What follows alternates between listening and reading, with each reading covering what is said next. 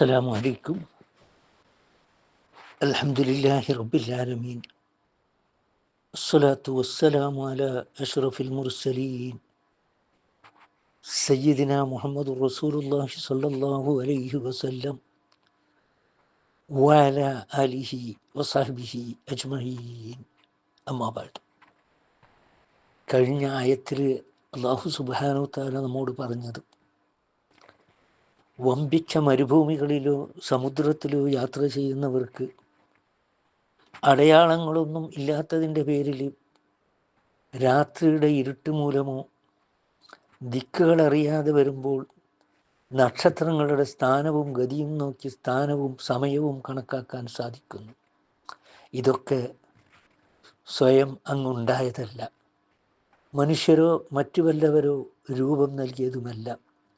എല്ലാം അള്ളാഹുവിൻ്റെ മാത്രം പ്രവൃത്തി, അവൻ്റെ മാത്രം സൃഷ്ടി, അവൻ്റെ മാത്രം വ്യവസ്ഥ. എല്ലാവർക്കും സുപരിചിതമായ ഈ നിത്യസത്യങ്ങളെ ഓർമ്മിപ്പിച്ചുകൊണ്ട് അള്ളാഹു ചോദിക്കുകയാണ്, അപ്പോൾ സൃഷ്ടിക്കുന്നവനും സൃഷ്ടിക്കാത്തവരെ പോലെ ആകുന്നുവോ? അപ്പോൾ നിങ്ങൾ ബഹുദൈവാരാധകരെ, നിങ്ങൾ ഉറ്റാലോചിക്കുന്നില്ലേ? മുകളിൽ വിവരിച്ചതുപോലെയുള്ള വസ്തുക്കളെയൊക്കെ സൃഷ്ടിച്ച് രൂപപ്പെടുത്തിയ അള്ളാഹുവും ഒരണു പോലും സൃഷ്ടിച്ചുണ്ടാക്കാൻ കഴിയാത്തവരും എങ്ങനെയാണ് ഒരുപോലെയാകാം? ഒരിക്കലും സമമാവുകയില്ലല്ലോ.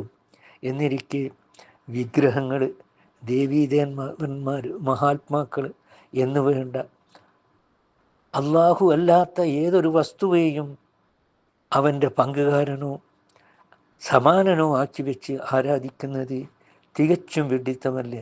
നിങ്ങൾ ഒട്ടും ആലോചിച്ചു നോക്കുന്നില്ലേ എന്ന് താല്പര്യം.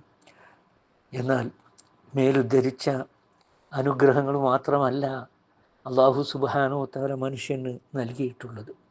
ഒരുപാട് അനുഗ്രഹങ്ങളെപ്പറ്റി വീണ്ടും വീണ്ടും അള്ളാഹു ഈ സൂറത്തിൽ നമ്മെ ഓർമ്മപ്പെടുത്തുകയാണ്.